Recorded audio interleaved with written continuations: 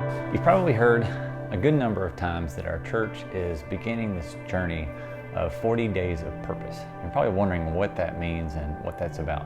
So I'm here today to start us off on our small group discussions, our small group times for Wednesday nights for the next few weeks, talking about 40 days of purpose.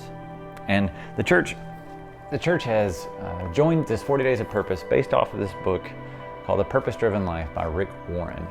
And it's a 40-day journey where we discover what it is that God's purpose is for our lives and what God's purpose is for our church and how we can live into that. This past week, instead of a sermon, each minister pitched their own contribution to the Purpose-Driven Life journey. And at first we had Jim talking about how we were made to worship. And the part that stands out the most for me during his pitch was that it's not about me. He said it numerous times that it's not about me. And oftentimes we approach church with this, what can I get out of it? How can I be fed kind of mentality? And Jim made the point that when we worship well, worship is about God, period. And John Daniels talked about how we were made for fellowship. And yes, fried chicken and food and all of those good things are a part of fellowship. But fellowship as Christians is much bigger than that. And it's about being together as Christians, and it gives us life, it recharges our batteries, it helps us to build one another up. Then Becca talked to us about how we were made for discipleship. And I gotta be honest with you, whenever she brought in Oliver and talked to him during worship in front of everybody, it caught my attention. But she was talking to him about how he was gonna grow up and how he's gonna be a big strong boy and young man eventually and make all these decisions for himself, but also how she hoped that he would grow in his relationship to God. And that's what discipleship is. Discipleship is about doing life together and how we are growing closer to Christ, like the 12 disciples. Often people think that ministry is about the ministers that are paid, the missionaries that are paid, and those people do ministry. But in fact, given from Breyer's testimony was an example that we are all ministers.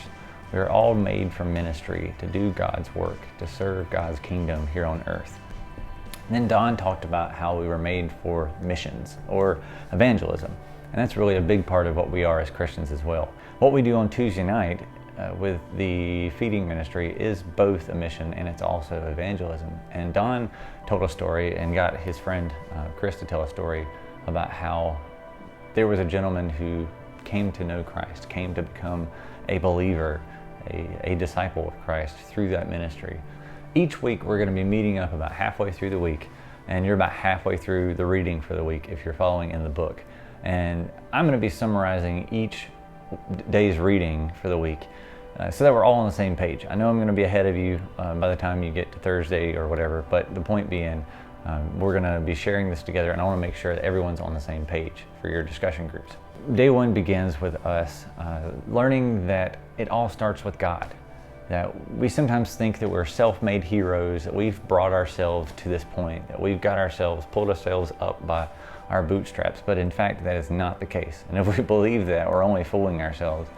God has made us who we are, and it all begins with Him. There's a quote attributed to Albert Einstein that says, God does not play dice, meaning you are no accident, that it's not fate or chance or luck that you are here.